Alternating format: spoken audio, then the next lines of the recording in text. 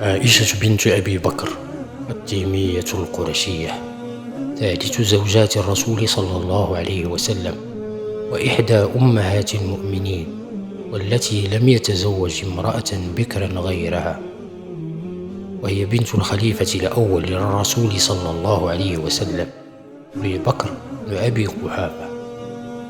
وقد تزوجها الرسول صلى الله عليه وسلم بعد غزوة بدر، وكانت من بين النساء اللواتي خرجن يوم أحد لسقاية الجرحى.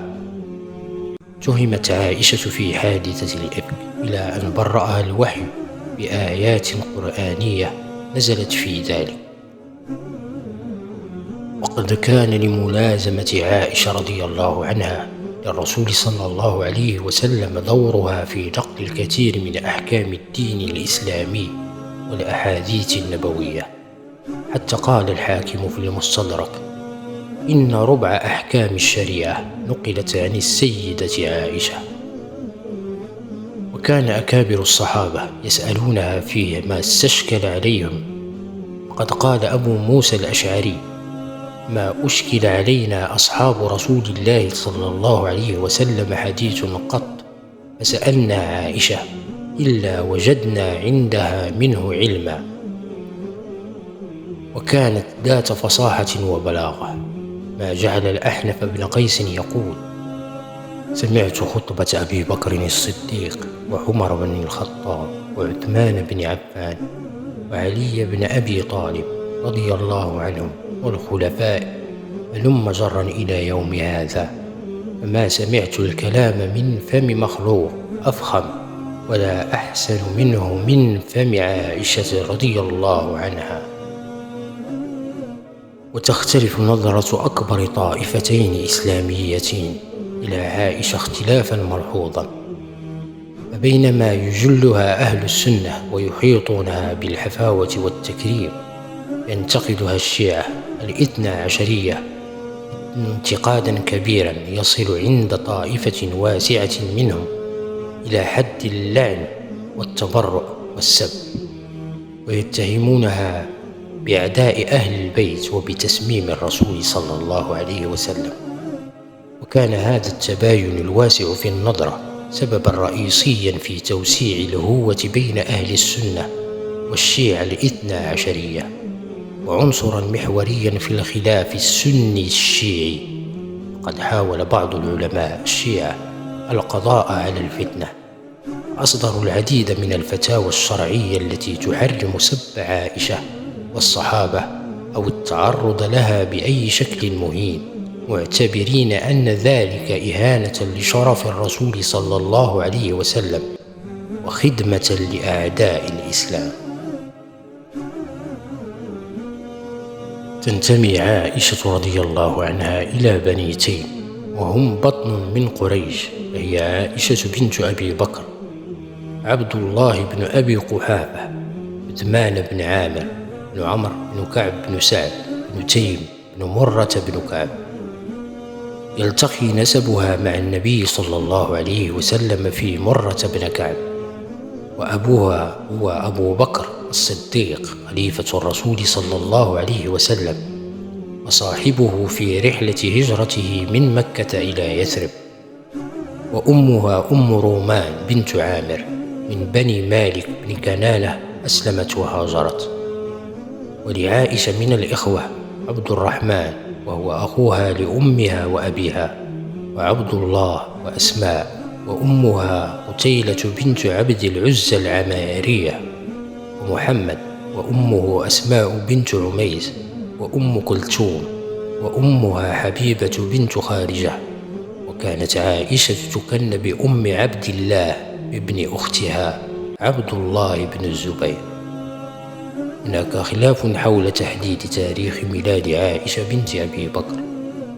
الشائع أن عائشة تزوجت بالرسول صلى الله عليه وسلم وهي ابنة 9 سنين، وذلك في شوال من السنة الثانية للهجرة، وهو ما ورد في صحيحي البخاري ومسلم برواية عائشة نفسها، فيكون مولدها قبل الهجرة ب7 سنين. وبعض الأبحاث المعاصرة تشكك يشكك في صحة ما قيل عن تاريخ مولد عائشة، وذلك استنادا إلى عمر أختها أسماء التي كانت تكبرها ب10 سنين. وقد ماتت أسماء سنة 73 هجرية عن عمر ناهز 100 سنة. ويقول ابن حجر العسقلاني أن أبي نعيم الأصبهاني قال بأن أسماء بنت أبي بكر ولدت قبل الهجرة ب27 سنة، والبعض في اللغة بين 3 و9 في التعداد، فيكون عمر عائشة وقت زواجها بالرسول صلى الله عليه وسلم بين 10 و16 سنة. قبل الهجرة ب2 وبعد وفاة خديجة بنت خويلد رضي الله عنها، جاءت خولة بنت حكيم إلى النبي محمد صلى الله عليه وسلم تسأله أن يتزوج، فسألها: ومن؟ قالت: إن شئت بكرا وإن شئت ثيبا. فقال: ومن البكر ومن الثيب؟ فذكرت له البكر عائشة والثيب سودة بنت زمعة، فقال: فاذكريهما علي. ذهبت خولة إلى أم رومان بنت عامر أم عائشة وذكرت لها الأمر، فقالت: انتظري فإن أبا بكر آت. وكان المطعم بن عدي قد ذكرها على ابنه، فأتى أبو بكر المطعم فقال: ما تقول في أمر هذه الجارية؟ فسأل المطعم زوجته فقالت لأبي بكر: لعلنا إن أنكحنا هذا الفتى إليك تصبه وتدخله في دينك الذي أنت عليه. فرأى أبو بكر في ذلك إبراء لذمته من خطبة المطعم لعائشة، وقال لخولة: قولي لرسول الله صلى الله عليه وسلم فليأتي. فجاء الرسول صلى الله عليه وسلم وخطبها.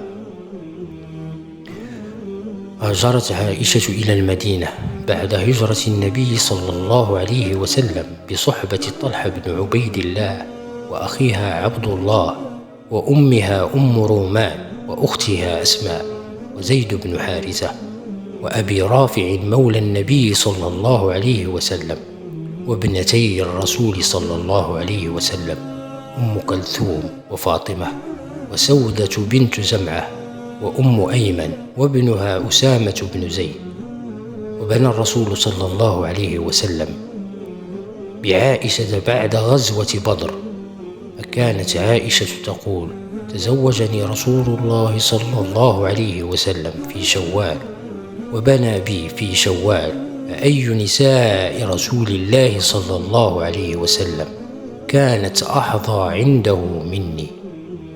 وتروي عائشة رضي الله عنها قصة يوم زواجها قائلة: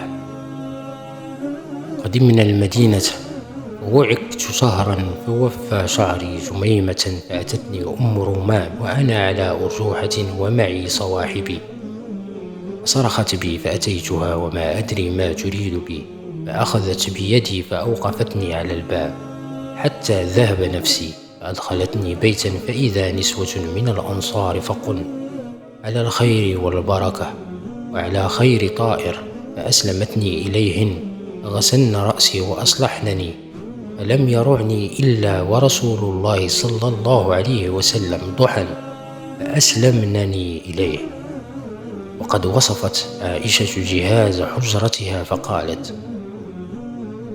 إنما كان فراش رسول الله صلى الله عليه وسلم الذي ينام عليه أذما حشوه ليف. وتروي عائشة رضي الله عنها حديثا عن الرسول صلى الله عليه وسلم أنه رأى في منامه جبريل قد جاء بها في ثوب من حرير وقال له: هذه امرأتك. رد الرسول صلى الله عليه وسلم بقوله: إن يكن هذا من عند الله يمضه. وفي حديث آخر أن جبريل قال: هذه زوجتك في الدنيا والآخرة.